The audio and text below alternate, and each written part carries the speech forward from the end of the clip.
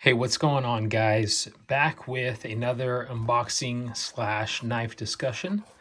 And today we've got another loaner in from my good buddy Jason.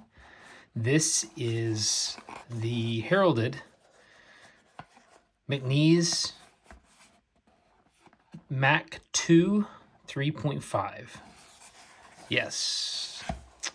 Made in the USA by Jonathan McNees. I believe the gentleman started making knives in 2008. And wow, it's pretty cool to see a knife maker explode like he has. These things got noticed, I think, at Blade Show mostly a few years ago. And ever since then, the guy can't keep them in stock. Every time they drop, they sell out, and for good reason. We're going to check that out here today. So this one is the satin stone washed rock finish. So that's what they're calling this kind of milled and sculpted titanium as a rock finish. And I think that's a great descriptor because it really does look like stone. So cool. This one is been in Jason's pocket, so he's definitely been using it. Titanium slabs, McNees PM. Let's give it an open. Super good action. This one I just put, I didn't. I had a local professional put a wicked edge on it, and he did an absolutely phenomenal job. Super, super sharp. The edge was definitely used, and it needed a touch up. So nice mirror polish edge on this guy. As you can see, very symmetrical. Stonewash with kind of a polishing over the top of it to give it that look. Just phenomenal. I love that look. This one is made in CPM 20 CV. Hard to see, but it's there. And from what I understand, all of his knives are completely made in-house. The PM stands for performance performance machined, I believe. Before I tell you guys that, let me make sure that is what I believe it is. Let me make sure here on his website.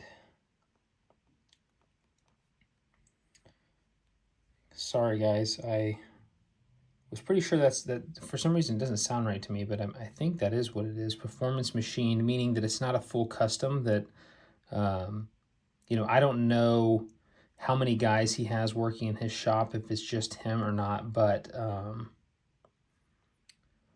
gotta be honest, the website is really not my favorite.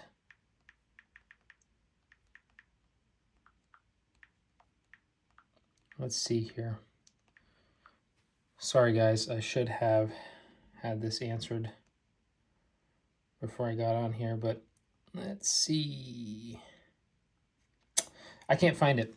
Either way, I think it's performance machine, Mac2 3.5 performance machined. Look that up and tell me if I'm wrong in the comments. But either way, I think these are basically a semi-custom knife. You know, kind of like a, you know, Curtis knives, I guess, is a good example, where they're custom in the sense of the guy's making them in his shop, but he's using lots of equipment and things like that. That's kind of taking away from the full custom, I guess you would say. So that's what I understand. I could be wrong on that, but yeah, anyways, neither here nor there. These things run, I think, roughly around $500 new, if I'm not mistaken. They sell out quite quickly, and I think they hold their value, if not go up a little bit on the second hand, just because they're so hard to find and come by right now. They're just so popular.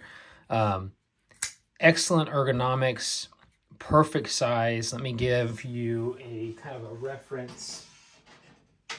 Benchmade 940 is a good reference, so let's take a look at that to kind of see size comparison wise. About the same length, which is absolutely awesome because the 940 is, in my opinion, pretty much perfect size. Definitely wider in this dimension for sure, but still very thin, which for me, carrying wise, I care a lot more about that than I do really this dimension here, the kind of the width of it. So this bad boy carries so well in the pocket.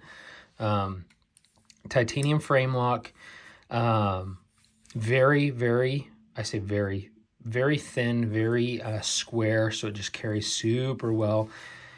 The clip I'm not blown away by, to be honest. It's kind of it's kind of boring, and I don't know. It doesn't look like they put much thought into it, to be honest with you. Like, it's just a spring tension titanium clip. It works very well. It's got just the right amount of tension to hold it in place, but not be annoying. It's not deep carry, so you're gonna have a decent amount of the sticking out. I would get like a loop over clip or something for this guy. I kind of think a ZT might fit. I don't know. I think the clip needs work for this caliber of knife. I think everything else is so stellar on it. This is running on bearings. This one is actually kind of the pivot is actually screwed down pretty tightly, so this one isn't as free. Some of them you see and they're just freaking guillotines and they'll just take your fingers off. This one isn't like that. This one kind of stays where you put it to a certain degree, but if you rock it back and forth, it definitely falls. Perfectly centered, zero blade play at all, zero lock stick. Let's see if there's an insert. I don't believe that this has an insert. I think this is... Yeah, it doesn't look like there's a steel insert. I think it's just a carburized or carbidized lock face, I believe, on these guys. Super cool knife. Great EDC. The blade itself is not the sliciest and it's not the thinnest behind the edge. I think these are made more to be kind of, hard use, I guess you would say. Anyways, and so that kind of makes sense from that front, that it's not a super slicer. But with this edge geometry, it is very slicey. I would say a lot of that is to do with the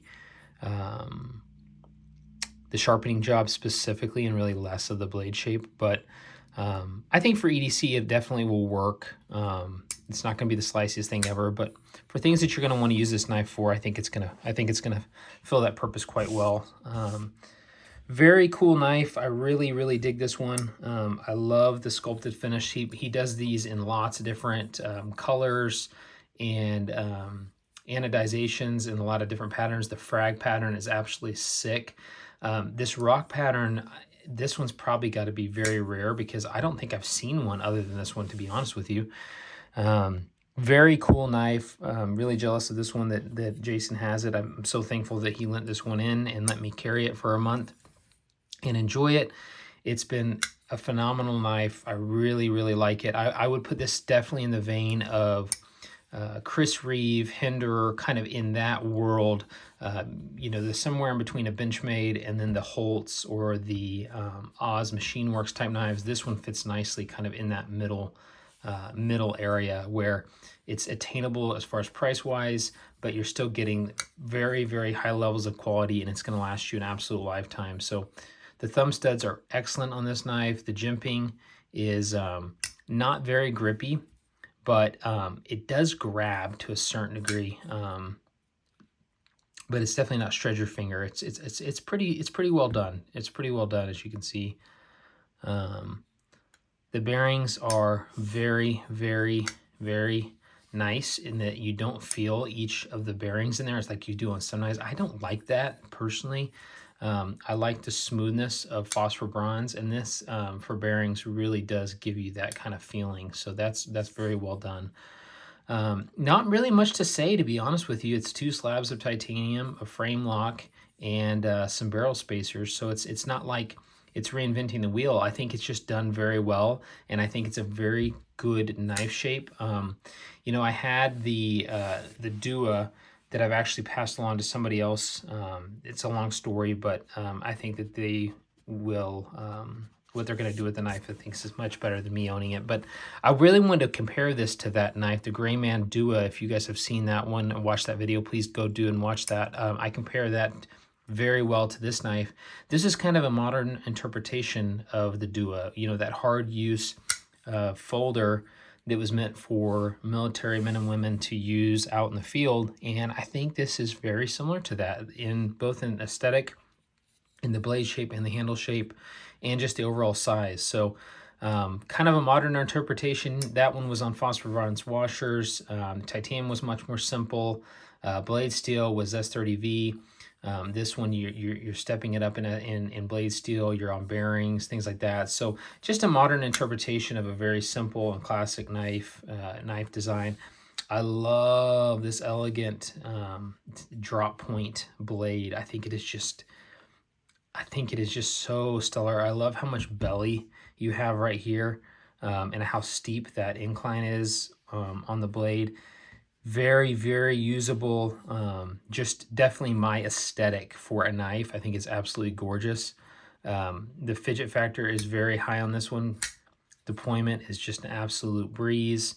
Yeah, I definitely get why these things are so popular. I think they're awesome, and this one in particular with the rock finish is just so cool. Anyways, guys, I'll wrap it up.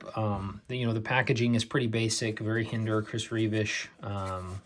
Yeah, so not much bad to say about this knife, guys. I haven't really experienced anything I don't like about it.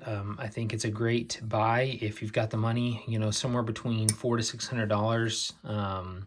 For being on the low end for a user, $600 being on the high end for kind of a more new in box, at least on the secondary market. So great knives. Pick one up. Let me know your thoughts in the comments of what you guys think about the McNees knives and kind of his rise to prominence. It's definitely a major player in modern knives right now. So really glad to have it on the channel, and I hope you guys enjoyed it. Sorry this one was a little bit more rambly, but next time I'll try to have that PM type thing answered before I do the video. So like and subscribe if you're not already. I really appreciate you guys watching. We're getting extremely close to 1,000 subscribers, and I want to keep bringing really cool knife vids to you guys, and I hope that you guys enjoy the videos. Yeah, so I'll catch you guys on the next one, and thanks for watching. See ya.